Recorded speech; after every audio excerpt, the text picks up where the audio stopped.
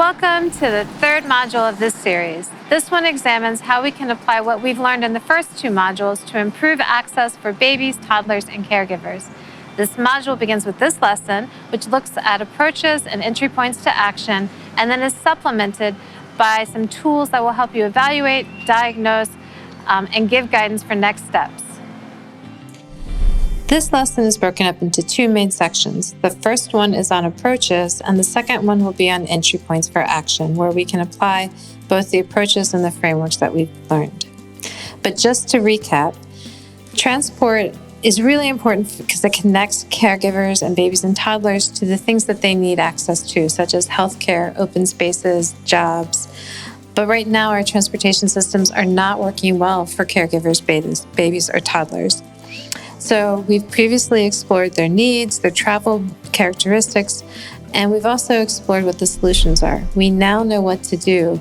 The big question is, how do we do this? So first, we need to look at changing our approaches to planning and implementation. And this begins with changing how we plan. And basically that means we need to start incorporating participatory planning processes into the way that we do our planning. Really reaching out to the community, specifically incorporating the perspectives, needs, and interests of caregivers and babies and toddlers. And there's a variety of ways that we can do that. Focus groups, design workshops, gender audits, to name a few. And you can use the frameworks that we learned about in the previous sections as a guide for engaging with community members to assess their strengths and identify needs and priorities.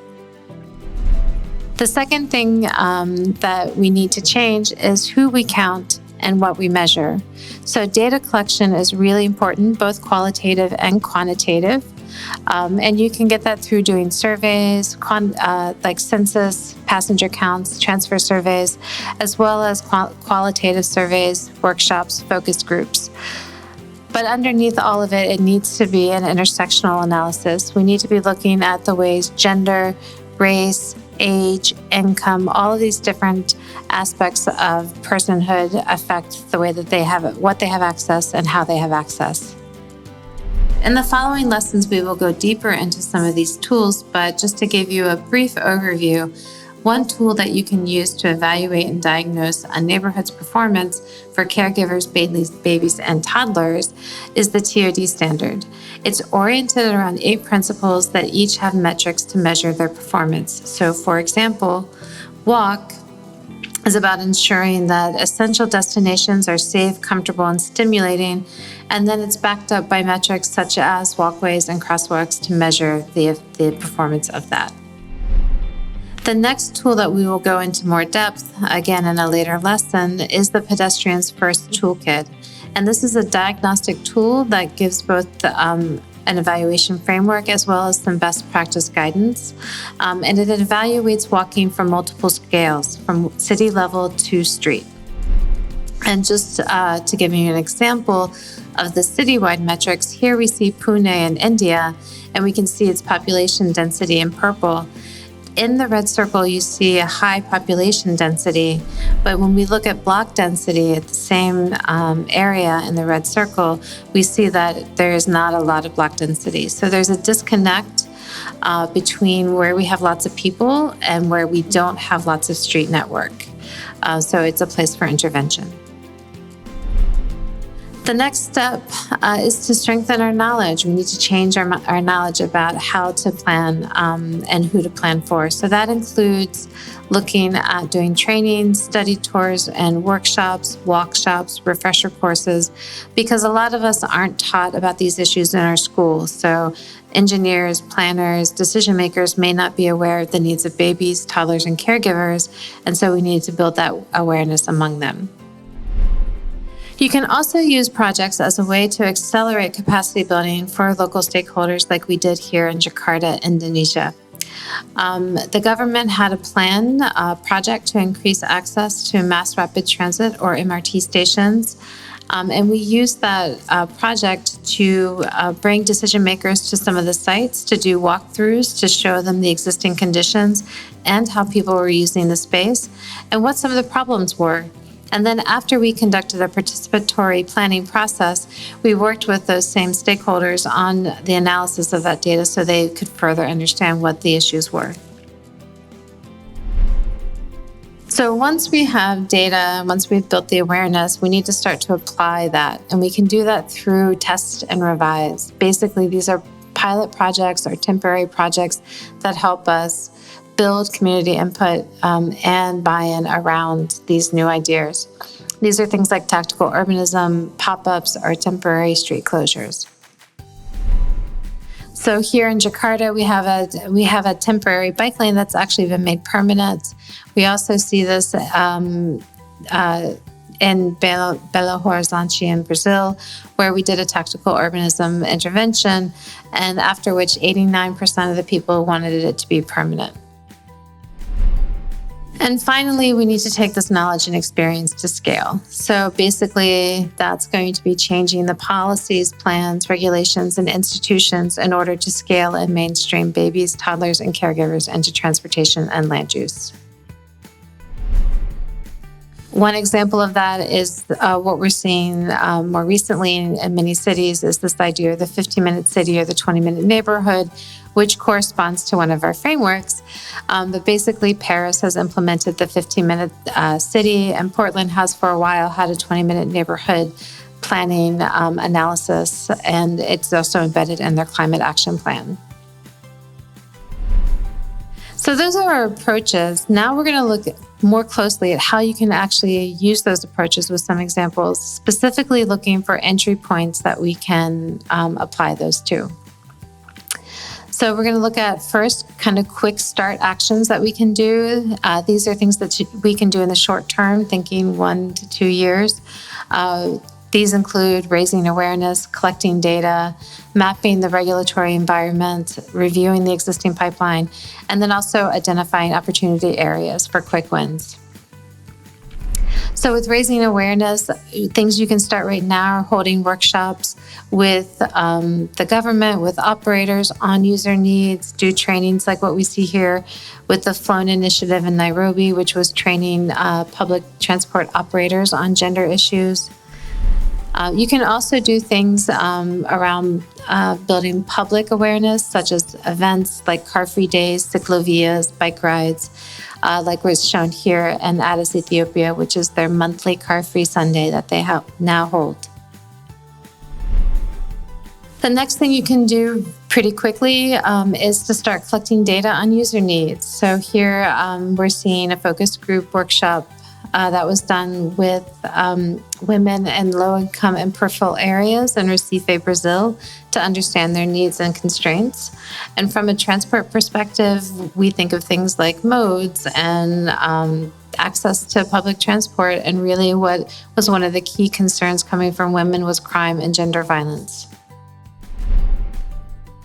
The other quick thing you can start doing is collecting data on existing conditions. So here in Bahar Dar in Ethiopia, they started mapping out the conditions of walking using information that you'll find in the framework, such as footpath clear width or shade. Another quick thing you can start doing to help you get ready for more long-term action is mapping the regulatory environment and reviewing the existing pipeline. So on the left, you see a beginning mapping of the regulatory frameworks that exist in Sao Paulo. So you can start thinking about where are the plans, where are the policies that you need to review or intervene in. Another thing to keep in mind is as new administrations come in and new mayors, they often set up a new planning process or create a plan of action for their time in office. That's another good time to intervene. There may be regulations that need to be updated, from land use policies and plans to street design guides. So taking a look at what may need to be updated. Finally, just take a look at the existing project pipeline. There may be things that are already being planned for that you can intervene in now to update them for the perspective of caregivers, babies, and toddlers before they get built or implemented. And then the last thing is to really identify opportunity areas for quick wins. And these are going to be places where there's existing momentum or political will, cross-cutting issues that we can use to improve the conditions for caregivers, babies, and toddlers. So what we're seeing a lot of interest in lately are around issues of road safety and doing things like safe school zones, really looking at how to improve gender equity and integration. Also really looking to improve air quality. That's a big issue that's facing a lot of people in a lot of cities. So for example, we have safe school zones. This is a case study in Rio. They started doing a pilot project on safe school zones. Schools are key destinations for caregivers. They're key anchors in neighborhoods. It's a good way to leverage action for local mobility improvements. And then as you're doing that, you can also use it as as they did in Rio, as a way to build capacity for agency staff and government staff. So they did 6 capacity building workshops along with this process. And after the success of the pilot, they're now expanding it, and they're doing 18 more interventions this year alone. Medium to long term, there are other actions and entry points to think about. These will take a little bit longer to see them come to fruition, anywhere from 2 to 4 years, maybe longer, but they're really important too. So things like setting visions and targets that guides action, embedding in policy frameworks, incorporating to plans and projects, and then finally institutionalization of this. So let's look at these really briefly. So one of the first things you can do for setting the long-term goals is actually having a vision and then having targets. The city for Fortaleza, for example, wanted to meet the target for the decade of road safety, which was to reduce road crash injuries and deaths by 2020. When they came in, they set the target, and then they created a plan to achieve that. And they actually reduced road crash injuries and deaths by 40%, which is unheard of. Actually, many other cities did not make the target. So they did that partly by investing in cycle lanes. As you can see here, there was a 280% increase in the amount of cycle lanes that resulted in a 153% increase in the number of cyclists. We also saw the city really expand their tactical urbanist interventions, like the ones shown above on the right, for walking and cycling, and they also created low speed zones. So that vision and those targets really set the stage for action. The next thing in medium to long-term actions is to look at changing the policy frameworks or reviewing them to see what needs to be changed. And this includes things like land use policies, including building codes. It could include policies like road safety. Vision Zero has been a really effective policy for galvanizing action across the city, but specifically with transport centered in it. Fair policies is another example of things that you can look to change to make better for caregivers, babies, and toddlers. You can also look at design guidelines and standards and building codes to reinforce the way that you want street design to reflect the needs of caregivers, babies, and toddlers. You may already have them, or you may need to develop them. These become the baseline of action when it comes to doing new projects. Guadalajara is an interesting example of how they recently had a BRT corridor that they built. And in it, they did try to incorporate gender concerns. So you see on the left, the before picture and after picture. In the before picture, you see caregivers walking in the street. This is an arterial street because there is no space for them to walk as pedestrians.